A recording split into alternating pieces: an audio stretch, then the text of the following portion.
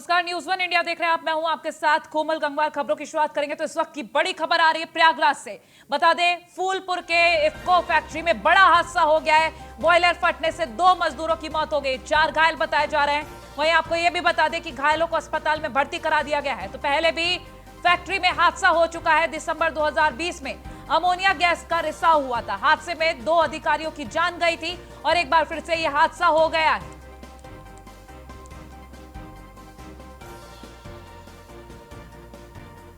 तो दिसंबर 2020 में भी हादसा हुआ था अमोनिया गैस के रिसाव से। प्रयागराज से इस वक्त की ये बड़ी खबर आप तक पहुंचा रहे हैं। फूलपुर के इफ्को फैक्ट्री में बड़ा हादसा हुआ है।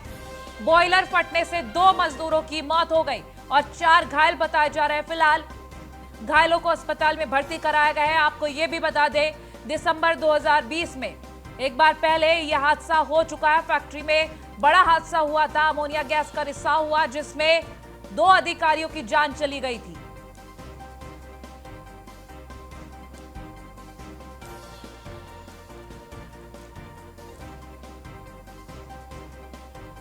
इस वक्त की ये बड़ी खबर आप तक पहुंचा रहे हैं प्रयागराज से।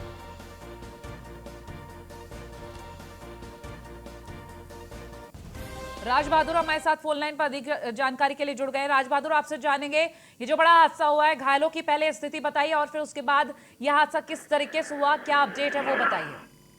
जैसे कि बता दें, एशिया का सबसे बड़ा प्लांट इफ्को प्रयागराज में लगा है। जैसे वहां पे बॉयलर फटने से कई लोगों की मौत हुई है, कई लोग घायल हुए हैं, जो कि मौके पे जिला प्रशासन रेस्क्यू ऑपरेशन जारी है। और बॉयलर फटने से 4 लोगों की मौत हो गई है, करीब 25 से 30 लोग घायल हैं, जो कि हालत नाजुक बताई जा रही है।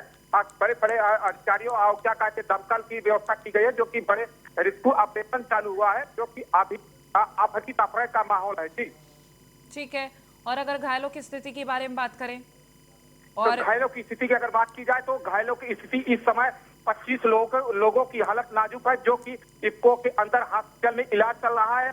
मौके पे भानुचंद गोस्वामी पहुंच चुके हैं, जो कि जांच पड़ताल में जुटे हुए हैं। कैसे घटना हुई, घटना की पूरी जानकारी जिला प्रशासन से मांगा गया है। जी ठीक है, चलिए, बहुत शुक्रिया।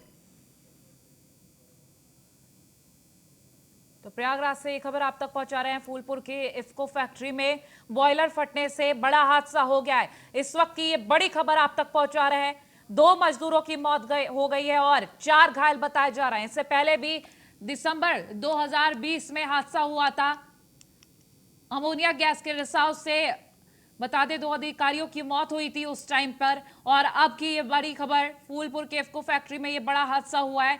2 मजदूरों की मौत, 4 घायल बताए जा रहे हैं।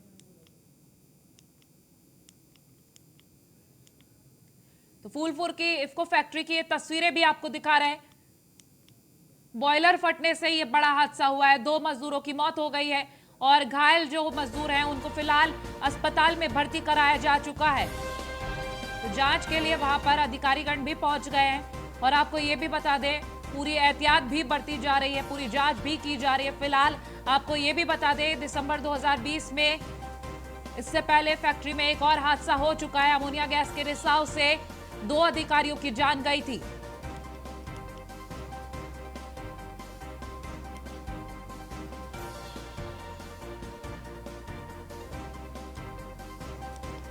प्रयागराज से इस वक्त की ये बड़ी खबर, फूलपुर के इफ्को फैक्ट्री की तस्वीरें दिखा रहे हैं जहां बड़ा हादसा हुआ है।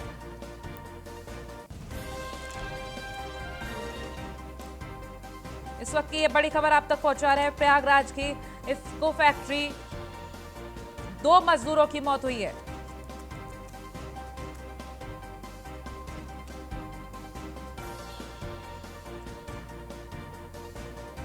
बॉयलर फटने के कारण 2 मजदूरों की मौत हुई है और 4 घायल बताए जा रहे हैं। फिलहाल घायलों को अस्पताल में भर्ती करा दिया गया है। दिसंबर 2020 में जो हादसा हुआ उसके बाद अब ये हादसा हुआ है, बड़ा हादसा। इस वक्त ये बड़ी खबर आप तक पहुंचा रहे हैं। तो प्रयागराज के फूलपुर में स्थित इफ्को फैक्ट्री में बॉयलर फटने से बड़ा हादसा हुआ। 2 मजदूरों की मौत हुई और 4 घायल बताए जा रहे हैं, जिन्हें अस्पताल में भर्ती कराया गया। बता दें, इफ्को प्रबंधन ने अभी इस मामले में कोई भी जानकारी खास नहीं दी है। और आपको ये भी बता दें कि एसपी गंगापार धवल जायसवाल ने इस हादसे की पुष्टि की है। दिसंबर 2020 में भी गैस रिसाव के कारण 2 अधिकारियों की मौत हुई थी। अमोनिया गैस का रिसाव हुआ था, जिसके कारण उन 2 अधिकारियों की मौत हो गई थी। और एक बार फिर से ऐसा ये बड़ा हादसा देखने को मिल रहा है और इसी फैक्ट्री में यह हादसा फिर से हुआ है। पिछली बार अमोनिया गैस के रिसाव से हादसा हुआ और अब बॉयलर फटने से प्लांट में यह बड़ा हादसा हुआ है।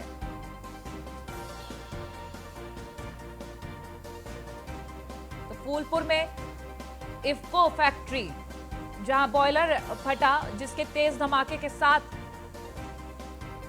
राज बहादुर लगातार हमारे साथ फोन लाइन पर बने हुए हैं। राज बहादुर, जिस तरीके से अगर हम प्रबंधन की बात करें तो कोई भी अपडेट वहां से नहीं दिया गया और बताया जा रहा है कि जो घायल हैं उनको फिलहाल इलाज के लिए भर्ती करा दिया गया है। एसपी ने ये अपडेट दी थी कि बड़ा हादसा हुआ है, तो प्रबंधन की तरफ से कोई बयान नहीं आ रहे हैं। जैसे कि बता दें, इफ्को के अंदर में अभी मौजूदा में अफरा तफरी मची है। जो कि मजदूर हैं वो भी धरना प्रदर्शन कर रहे हैं कि इफ्को विभाग की सबसे बड़ी लापरवाही है। इसके पहले 2 कर्मचारियों की 1 महीने पहले मौत हुई है। आज ये बॉयलर फटने से कई लोगों की मौत हो गई, कई लोग घायल हुए हैं। तो ये अगर साफ से जाहिर किया जाए तो इसको विभाग की सबसे बड़ी लापरवाही है, जो कि अधिकारी इसका कोई निगाह नहीं डाले हैं। आज ये बड़ा हादसा हो गया है। जो कि अगर पुलिस की व्यवस्था की बात करें तो पुलिस मौजूद है, काफी समझाने, जो एक मजदूर है उनको काफी समझाने का प्रयास कर रहा है। जो कि जैसे कि परिजनों के जिसके घर से मृतक वाले अगर परिजनों की सूचना मिली है वो भी काफी भागे फिरे हुए हैं। इसको के अंदर इस समय अफरा तफरी का माहौल है, जो कि आज जेल में अभी कतरा रहे हैं।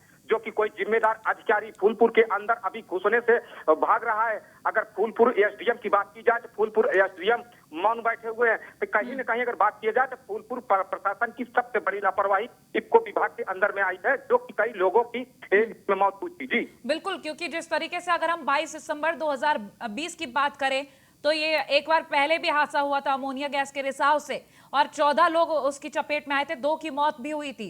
तो ऐसे में जाहिर सी बात है, इनको अलर्ट रहना चाहिए। और फैक्ट्री ऐसी है जहां बड़े बड़े काम होते रहते हैं, तो इनको ध्यान तो रहना चाहिए। लापरवाही तो है ही। लापरवाही को लेकर अगर हम प्रशासनिक अधिकारियों की बात करें, क्या कुछ उनकी तरफ से कोई कार्रवाई है? जैसे कि बता दें, अभी 2 महीने 2 कर्मचारी की मौत हुई थी, तो जिला प्रशासन ने आश्वासन दिया था इसकी कमेटी जांच करेगी। जांच की रिपोर्ट जैसी आती है कार्रवाई की बने रहिए आप हमारे तो साथ, राज बहादुर बने रहिए। ये एक्सक्लूसिव तस्वीरें इस वक्त आपको दिखा रहे हैं टीवी स्क्रीन पर। आप जो तस्वीरें देख रहे हैं ये इफ्को प्लांट की तस्वीरें हैं। प्रयागराज के फूलपुर में स्थित इफ्को प्लांट, यानी कि इंडियन फार्मर्स फर्टिलाइजर कोऑपरेटिव लिमिटेड कारखाना, जहां बॉयलर फटने से बड़ा हादसा हुआ है। एक्सक्लूसिव तस्वीरें, बड़ा हादसा, 2 मजदूरों की मौत हुई है, 4 घायल बताए जा रहे हैं। फिलहाल घायलों को अस्पताल में भर्ती करा दिया गया है। 22 दिसंबर 2020 को भी कुछ ऐसा ही हादसा हुआ था। अमोनिया गैस के रिसाव से 2 अफसरों समेत 14 इसकी चपेट में आए थे और 2 अफसर जो चपेट में आए थे उनकी मौत हो गई थी। तो प्लांट की ये बड़ी लापरवाही है, प्लांट प्रबंधन की ये बड़ी लापरवाही, जिस कारण ये बड़ा हादसा हुआ है। बॉयलर फटने से 2 मजदूरों की जान चली गई है। राज बहादुर लगातार हमारे साथ बने हुए। राज बहादुर, जिन मजदूरों की मौत हुई है उनके परिजन भी वहां पहुंच चुके होंगे, क्या कुछ उनका कहना है? मजदूरों की मौत हुई है, उनके परिजनों को जब सूचना मिलती है तो कोहराम मच जाता है। जब मजदूर वहां इफ्को के अंदर वो प्रवेश करते हैं तो अधिकारी कतरा रहे हैं सवाल करने में। तो वही बात की जाए, गुस्साए मजदूरों ने धरना प्रदर्शन चालू कर दिया। इफ्को के अंदर अफरा तफरी का माहौल बना हुआ, जो कि बड़े अधिकारी जो जिम्मेदार हैं कतरा रहे हैं। और जो भी इफ्को के और बड़े कर्मचारी हैं जो घायल हैं उनको रेस्क्यू ऑपरेशन से निकाला जा रहा है, अस्पताल के लिए भेजा जा रहा है। तो कहीं बात किया जाए जिला प्रशासन की, इफ्को विभाग ऊपर से कोई बड़ी कार्रवाई नहीं किया है। जो कि दो अधिकारियों की इसके पहले मौत हुई थी, उसको नहीं देता था जांच का हवाला देके। आज 1 सालों से इफ्को में बड़ी बड़ी घटनाएं हुई, जो कि कोई भी ध्यान नहीं दिया। अगर तहसील की बात करें, इफ्को गेट के सामने फूलपुर से एसडीएम युवराज सिंह बैठते हैं, वो भी जांच का हवाला देते हैं। तो यही कहीं कहीं अधिकारी, जो बड़े बड़े अधिकारी हैं, इफ्को के ऊपर कार्रवाई करने में कतरा रहे हैं। जी ठीक है। और अगर हम मुआवजे को लेकर बात करें, क्योंकि जाहिर सी बात है इस फैक्ट्री में ही हादसा हुआ है, मजदूर वहां पर काम कर रहे थे, उनकी जान चली गई काम करते करते। घायलों का इलाज किस तरीके से करवा रहे हैं प्रबंधन की तरफ से? क्या कोई मुआवजे की बात सामने आ रही है? जैसे कि बता दें, अभी कोई बड़ा अधिकारी सामने नहीं आ रहा है, बाइट देने के लिए जिम्मेदार अधिकारी नहीं आ रहे हैं जो कि बता सके। अगर मौके की बात करें तो जो घायल मजदूर है उनको अस्पताल में लेके जो बड़े अधिकारी है इनको को एडमिट कर चुके हैं, जो कि उनके तरफ से अभी कोई आश्वासन नहीं दिया गया है मजदूरों के लिए। तो यही बात की जाए कि अधिकारी कतराते क्यों है सामने आने में, अपनी बात बताने में। तो सबसे बड़ी लापरवाही कहीं न कहीं अधिकारियों की अपनी छुपाने में जुटा हुआ है जिला प्रशासन। जी बिल्कुल, क्योंकि अगर हम तस्वीरें देख पा रहे हैं, एक्सक्लूसिव जो हमारे पास तस्वीर आई है वो साफ दर्शा रही है कि पुलिस भी पहुंच चुकी है और जो परिजन है वो हंगामा भी कर रहे हैं जी। लेकिन अब यहाँ पर ये जानेंगे कि पुलिस पहुंची है तो पूछताछ भी जाहिर सी बात है होगी ही, लेकिन यहाँ पर हम जानना ये चाहते हैं कि अगर प्राथमिक जांच और प्राथमिक कार्रवाई की बात करें पुलिस की तरफ से, तो पुलिस की तरफ से क्या कार्रवाई की उम्मीद है? पुलिस की अगर बात करें तो मौके पर पुलिस पहुंच गई है, जो कि मजदूरों को, जो मजदूर है उनको शांति कराने में लगी हुई है कि जो भी कार्रवाई होगी पुलिस की तरफ से की जाएगी। इसके लिए जांच कमेटी की डीएम भानुचंद्र गोस्वामी आ रहे हैं, जो कि उनके सामने बात है कि ये बड़ी घटना कहां से हुई, इसको पहले जिला प्रशासन को अवगत क्यों नहीं कराया। आज ये बड़े चार लोगों मौत के काल में घुस गए हैं, जो कि इसके जिम्मेदार कौन बनते हैं। तो बड़ी सवाल ये बनता है कि जिला प्रशासन क्यों इसको उसके ऊपर निगाह नहीं डालता है। बड़ी घटना हो जाती है तब भी जिला प्रशासन, अभी 2 महीने पहले मजदूर मरे थे, अधिकारी मरे थे, मगर तब भी नहीं चेता। आज ये बड़ी घटना, 4 लोगों की मौत। ठीक है, चलिए राज बहादुर, बहुत शुक्रिया तमाम जानकारियों के लिए। तो प्रयागराज से ये बड़ी खबर आप तक पहुंचा रहे हैं। और वहीं यूपी में अपराधियों और माफिया के खिलाफ कार्रवाई जारी है। बागपत में पूर्व ब्लॉक प्रमुख अनुज बरका की संपत्ति कुर्क कर ली गई है। 1 करोड़ रुपए से ज्यादा की संपत्ति कुर्क की गई है। तो अनुज बरका पर लूट हत्या के कई केस दर्ज है। फिलहाल जेल में बंद है बदमाश अनुज बरका। तो 1 करोड़ से ज्यादा की संपत्ति कुर्क की गई है अनुज बरका की। अभी फिलहाल अगर बात करें अनुज बरका की तो जेल में बंद है अनुज बरका। यूपी में जिस तरीके से अपराधियों और माफियाओं पर लगाम लगाने की कवायद शुरू है, उसी प्रक्रम में बागपत में पूर्व ब्लॉक प्रमुख अनुज बरका की संपत्ति कुर्क की गई है। तो अपडेट दे दें आपको इस मामले में, अनुज बरका के 3 मकान सील किए गए हैं और लगातार पुलिस कार्रवाई कर रही है। जिस तरीके से बदमाशों पर शिकंजा कसा जा रहा है यूपी में। खबरों में आगे बढ़ेंगे तो लखनऊ से खबर, कांग्रेस कार्यकर्ताओं ने मेयर संयुक्ता भाटिया का घेराव किया है। कांग्रेस महानगर अध्यक्ष पार्षद मुकेश सिंह के नेतृत्व में ये घेराव किया गया। सीवर और पेयजल बिल ज्यादा आने का विरोध किया गया। बता दें JNNURM के अंतर्गत कराए गए थे ये कनेक्शन। 2 साल पहले ही कनेक्शन किया गया था। 8 साल पहले का बिल आ रहा है। 2 साल पहले जब कनेक्शन किया और अब बिल जब आ रहा है तो 8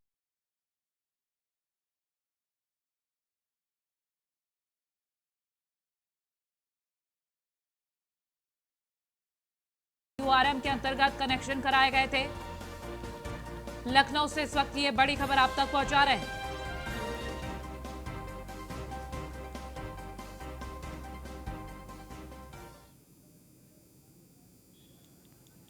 तो सीवर और पेयजल बिल ज्यादा आ रहा है। बता दें 2 साल पहले कनेक्शन लिया और 8 साल पहले का बिल आ रहा है।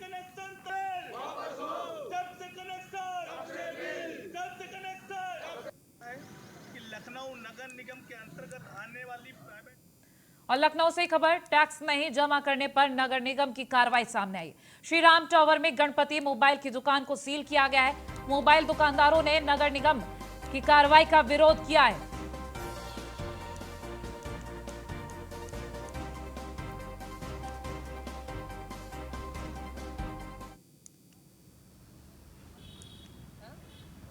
तो लखनऊ से इस वक्त ये खबर आप तक पहुंचा रहे हैं। टैक्स नहीं जमा करने पर नगर निगम की कार्रवाई। श्री राम टावर में गणपति मोबाइल की दुकान को सील कर दिया गया है। मोबाइल दुकानदारों ने नगर निगम की कार्रवाई का विरोध भी किया है। तस्वीरें आपको दिखा रहे हैं लखनऊ से ही। नगर निगम ने जो कार्रवाई की गणपति मोबाइल की दुकान को सील करके, उसको लेकर ये तस्वीरें आप देख रहे हैं और इसका विरोध भी किया गया है। टैक्स नहीं जमा करने पर नगर निगम की ये कार्रवाई सामने आई है। सम्मान के साथ देंगे। चाबी भैया की है। गाड़ी चाबी लाओ। मोबाइल दुकानदारों ने जमकर इसका विरोध किया है और तस्वीरें देखकर आप अंदाजा भी लगा सकते हैं कि जब दुकान सील की गई उसके बाद कितनी भीड़ भी जमा हुई और इसी भीड़ ने इस कार्रवाई का विरोध भी किया है। तो मोबाइल दुकानदार थे वहां पर मौजूद, जिस दुकान को सील किया गया, गणपति मोबाइल नाम है उस दुकान का, सील करने के बाद जो कार्रवाई हुई है उसका विरोध करते हुए ये लोग नजर आ रहे हैं।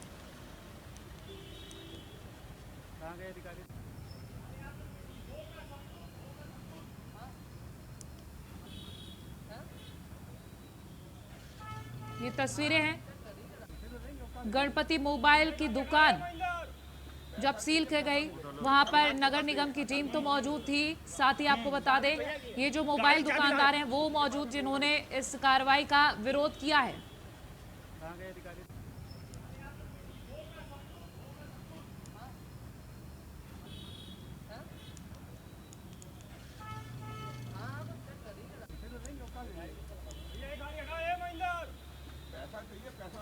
सम्मान के साथ देंगे।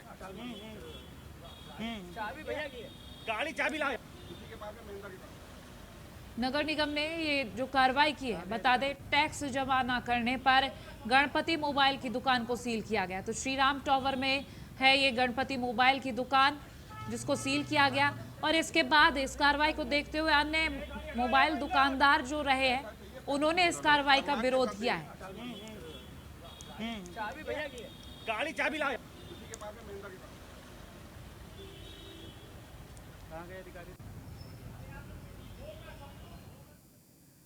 और अब खबर दिल्ली से, वैक्सीनेशन पर केंद्र सरकार का बड़ा फैसला सामने है। बता दें 1 अप्रैल से 45 साल के ऊपर वालों को टीका लगेगा। आपको ये भी बता दें 45 साल से ऊपर के लोग भी रजिस्टर्ड करा सकते हैं अपने आप को। तो ये बयान सामने आया है प्रकाश जावड़ेकर के। और आपको ये भी बता दें साथ ही जिस तरीके से वैक्सीनेशन की बात कही जा रही है, केंद्र सरकार का ये बड़ा फैसला है।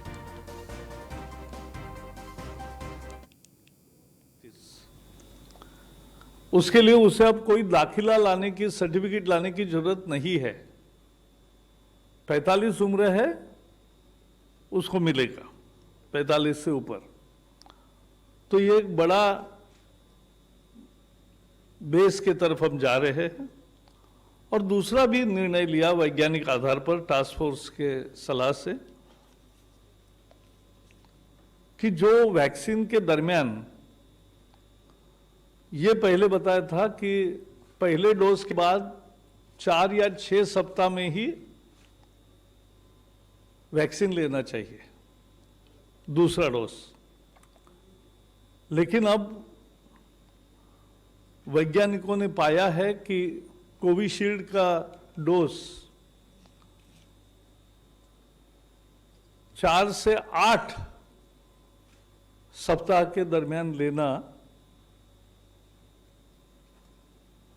ठीक है, यानी 8 सप्ताह तक उसका अंतर बढ़ा सकते, उसका लाभ ही है।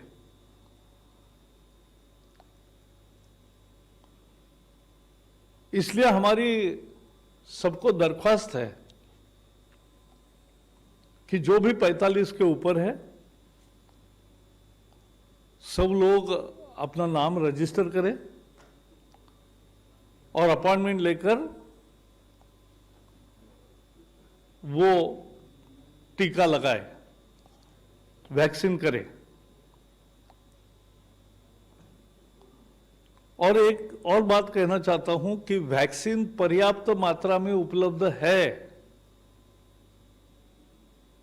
उसकी चिंता करने की जरूरत नहीं है। और भारत को अभिमान है कि भारत के दोनों वैक्सीन बहुत अच्छे, सफल है। खुद प्रधानमंत्री ने कोवैक्सीन लेकर एक तरह से उस मुहिम का शुभारंभ किया था। और इसलिए कोई भी वैक्सीन ले, डॉक्टर के सलाह से दूसरा डोज ले और अपना नाम रजिस्टर करके पहले वैक्सीन ले ले। और 45 से ऊपर कोई भी हो उसको अब ये वैक्सीन मिलेगा। So today cabinet discussed